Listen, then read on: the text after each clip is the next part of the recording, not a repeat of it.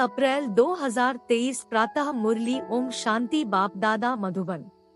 मीठे बच्चे, बाप तुम्हें यह पढ़ाई जो पढ़ा रहे हैं, यही उनकी कृपा है। तुम तकदीर जगाकर आए हो भविष्य नई दुनिया में देवी देवता बनने। प्रश्न। बच्चों ने बाप के सम्मुख कौन सी प्रतिज्ञा की है? उत्तर। तुमने प्रतिज्ञा की है बाबा, आप आए हो भारत को स्वर्ग बनाने। हम आपकी श्रीमत पर चल भारत को स्वर्ग बनाने में आपके मददगार बनेंगे। पवित्र बन भारत को पवित्र बनाएंगे। गीत। तकदीर जगाकर आई हूँ। ओम शांति। बच्चों ने गीत की लाइन सुनी। यह स्कूल अथवा यूनिवर्सिटी है, कौन सी?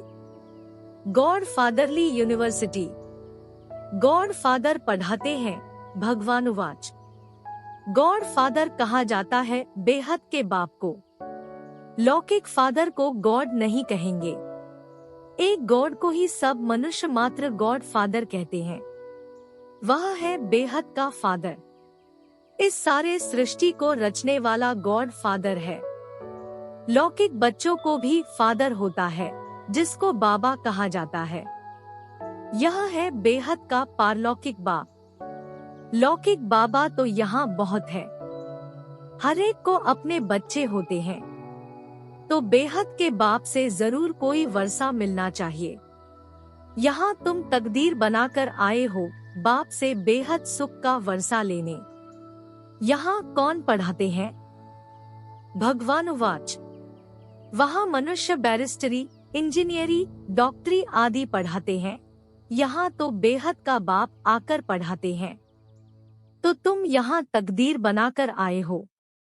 तुमको मनुष्य से देवता बनाया जाता है। तुम जानते हो भारत में ही देवी देवताओं का राज्य होता है। भारत ही प्राचीन पुराने ते पुराना खंड है। 5 मुख्य खंड है। पहला नंबर है भारत। जब भारतवासी भारत खंड नई दुनिया में थे तो देवी देवता राज्य करते थे। लक्ष्मी नारायण का राज्य था। तब यह भारत नया था, सिर्फ भारत खंड ही था। उस समय और कोई धर्म नहीं था। देवी देवताएं पवित्र थे। यथा राजा रानी लक्ष्मी नारायण पवित्र थे। भारत बहुत धनवान था, हीरे तुल्य था। अब तो भारत बहुत कंगाल है, कौड़ी तुल्य है। स्वर्ग में लड़ाई झगड़ा कुछ भी नहीं था। वाइसलेस भारत था। इस समय जबकि कलयुग है तो भारत अपवित्र है। कितना दुख है। अब इस भारत को फिर से स्वर्ग कौन बनाते हैं? बाप समझाते हैं, तुम तकदीर जगाकर आए हो मनुष्य से देवता बनने, जो बेहद का बाप ही बनाते हैं। मनुष्य कोई सद्गति नहीं दे सकते। पतित मनुष्य किसको पावन बना नहीं सकते। स्वर्ग में कभी ऐसे नहीं कहेंगे कि पतित पावन आओ, क्योंकि वहाँ सब पवित्र थे। भारत सदा सुखी था। फिर से भारत को सदा सुखी बनाना बाप का ही काम है। भारत शिवालय था। परमपिता परमात्मा को शिव कहा जाता है। उसकी जयंती भारत में मनाते हैं। शिव परमात्मा जो सबका बाप है, वही आकर सबको दुख से छुड़ाते हैं। उस बाप को सब भूले हुए हैं। शांति दाता, सुख दाता, वह एक ही बाप है। भारत स्वर्ग था। पवित्र थे तो शांति भी थी, तो सुख भी था। प्योरिटी, पीस, प्रॉस्पेरिटी थी। सन्यासी भी भारत को मदद देने लिए सन्यास करते हैं कि पवित्रता की ताकत मिले। सभी विकारी मनुष्य जाकर उनको माथा टेकते हैं। सन्यासी पवित्रता की मदद से भारत को थामते हैं। भारत जैसा सुखी पवित्र खंड कोई होता नहीं। ऊंचे ते ऊंचा भारत खंड ही गाया जाता है। फिर से भारत को नया बाप ही बनाते हैं। कोई भी मनुष्य को भगवान नहीं कहा जा सकता है। न सब में ईश्वर है, परंतु सब में 5 शैतान है।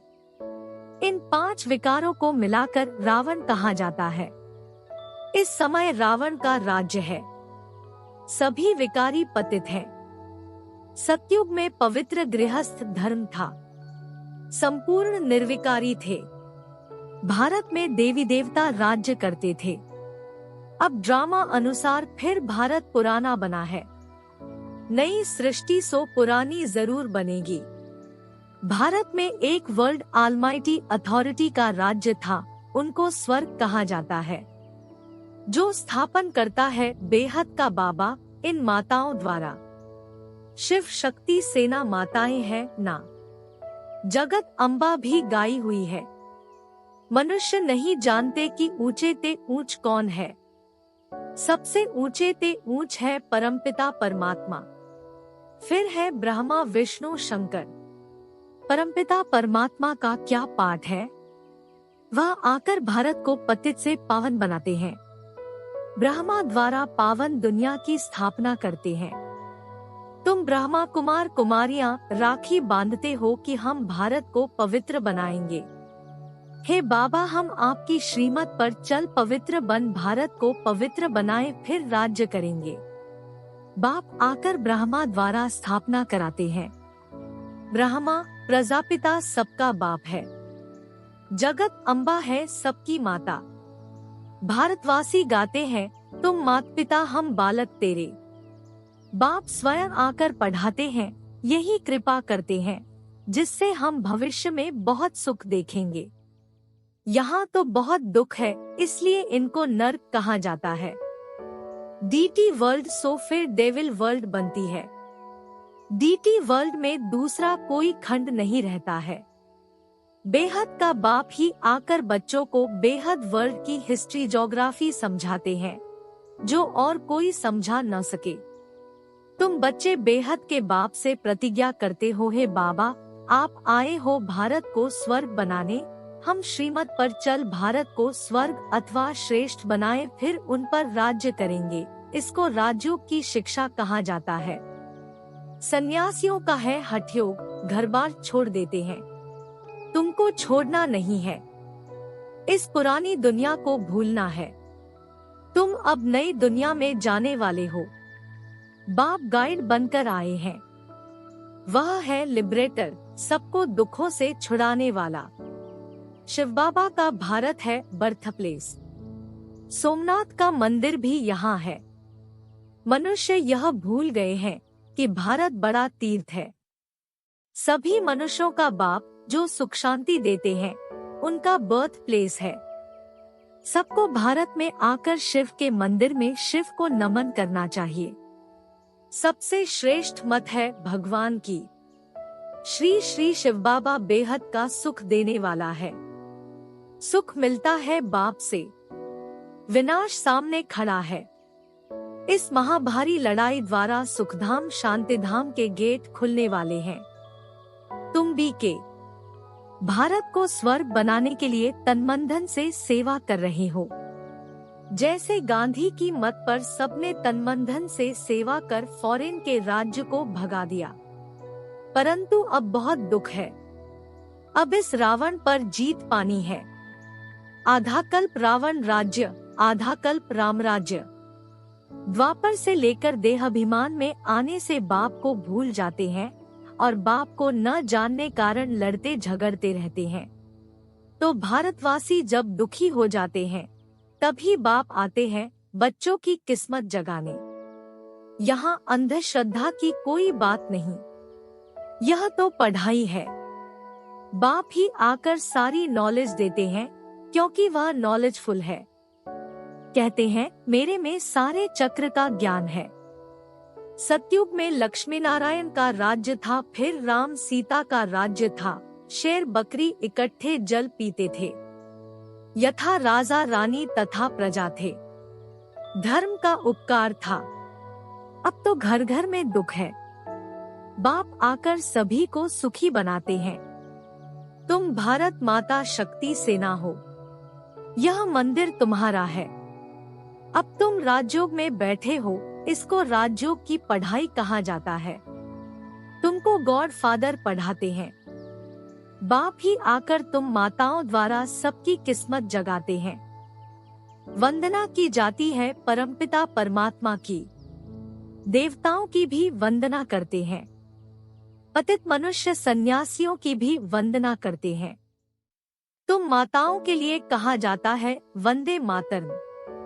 तुम माताओं द्वारा ही भारत स्वर्ग बनता है। पवित्रता बिगर सुख मिल नहीं सकता। जो बाप का बनेंगे, बाप को याद करेंगे और संग तोड़ एक संग जोड़ेंगे, वही शिव बाबा के पास चले जाएंगे। भारत में ही बाप अवतार लेते हैं। तुम कितने दुखी थे, कितने बच्चे आए हैं यहाँ सुख पाने के लिए। तुम सबकी रूहानी सोशल सर्विस करते हो। तुम हो गुप्त सेना जो रावण पर जीत पाकर स्वर्ग के मालिक बनते हो। निराकार बाप निराकार आत्माओं से बात करते हैं। आत्मा आर्गन्स द्वारा सुनती है। आत्मा में 84 जन्मों के संस्कार है। पहले वाले 84 जन्म लेते हैं, पिछाड़ी वाले कम लेंगे।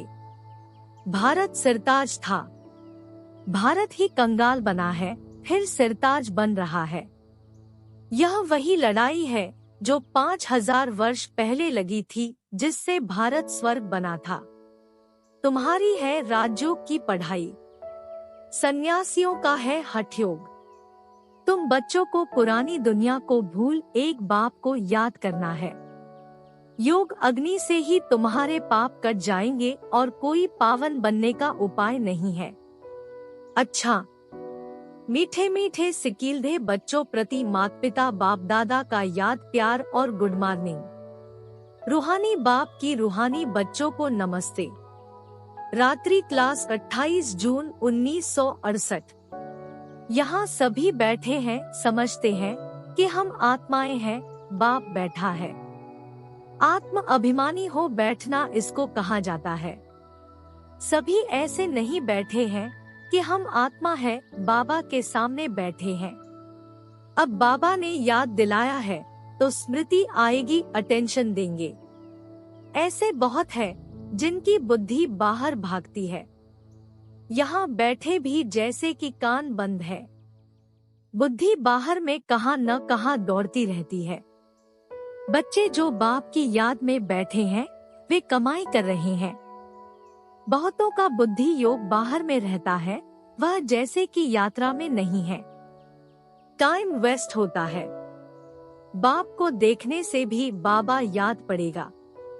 नंबरवार पुरुषार्थ अनुसार तो है ही। कोई कोई को पक्की आदत पड़ जाती है। हम आत्मा है, शरीर नहीं है। बाप नॉलेजफुल है तो बच्चों को भी नॉलेज आ जाती है।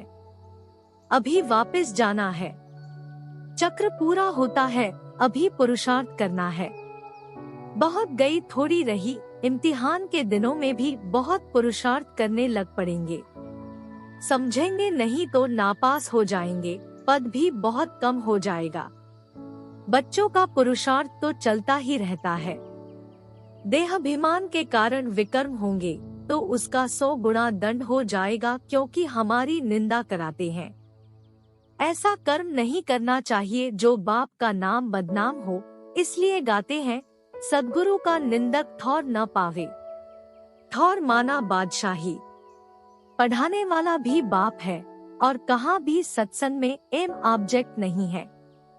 यह है हमारा राजयोग।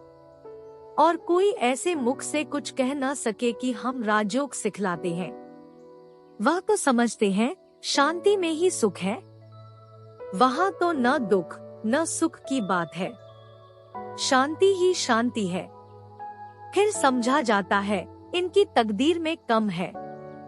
सभी से तकदीर ऊंची उनकी है जो पहले से पाठ बजाते हैं। वहाँ उनको यह ज्ञान नहीं रहता। वहाँ संकल्प ही नहीं चलेगा। बच्चे जानते हैं हम सभी अवतार लेते हैं, भिन्न भिन्न नाम रूप में आते हैं। यह ड्रामा है ना। हम आत्माएं शरीर धारण कर इसमें पाठ बजाती हैं। वह सारा राज बाप बैठ समझाते हैं। तुम बच्चों को अंदर में अतीन्द्रिय सुख रहता है, अंदर में खुशी रहती है। कहेंगे यह देही अभिमानी है। बाप समझाते भी है तुम स्टूडेंट हो, जानते हो हम देवता स्वर्ग के मालिक बनने वाले हैं। सिर्फ देवता भी नहीं, हम विश्व के मालिक बनने वाले हैं। यह अवस्था स्थायी तब रहेगी जब कर्मातीत अवस्था होगी। ड्रामा प्लान अनुसार होनी है जरूर। तुम समझते हो हम ईश्वरीय परिवार में हैं। स्वर्ग की बादशाही मिलनी है जरूर। जो सर्विस बहुत करेंगे उनको ऊंच पद मिलेगा। हम कम पद पाएंगे, यह अंदर में रहेगा। जो जास्ती सर्विस करते हैं, बहुतों का कल्याण करते हैं, तो जरूर ऊंच पद मिलेगा। बाबा ने समझाया है, यह योग की बैठक यहाँ हो सकती है, बाहर सेंटर पर ऐसे नहीं हो सकती है। 4 बजे आना, नेश्ता में बैठना, वहाँ कैसे हो सकता है? नहीं, सेंटर में रहने वाले भला बैठे, बाहर वाले को भूले चुके भी कहना नहीं है। समय ऐसा नहीं है, यह यहाँ ठीक है। घर में ही बैठे हैं, वहाँ तो बाहर से आना पड़ता है। यह सिर्फ यहाँ के लिए है। बुद्धि में ज्ञान धारण होना चाहिए। हम आत्मा हैं, उनका यह अकाल तख्त है। यह आदत पड़ जानी चाहिए। हम भाई भाई हैं, भाई से हम बात करते हैं। अपने को आत्मा समझ बाप को याद करो तो विकर्म विनाश हो जाए। अच्छा, मीठे मीठे रूहानी बच्चों को रूहानी बाप व दादा का याद प्यार, गुड नाइट और नमस्ते। धारणा के लिए मुख्य सार: 1. अपने तनमन से रूहानी सोशल सेवा करनी है। रावण पर जीत पाकर भारत को स्वर्ग बनाना है। 2. अपार सुख पाने के लिए पवित्रता की प्रतिज्ञा कर और सब संग तोड़ एक बाप की याद में रहना है। वरदान: स्वयं को बेहद की स्टेज पर समझ सदा श्रेष्ठ पाठ बजाने वाले हीरो पाठधारी भव। आप सब विश्व के शोकेस में रहने वाले शोपीस हो, बेहद की अनेक आत्माओं के बीच बड़े ते बड़ी स्टेज पर हो। इसी स्मृति से हर संकल्प, बोल और कर्म करो कि विश्व की आत्माएं हमें देख रही हैं।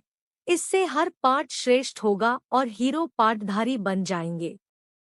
सभी आप निमित्त आत्माओं से प्राप्ति की भावना रखते हैं, तो सदा दाता के बच्चे देते रहो और सर्व की आशाएं पूर्ण करते रहो।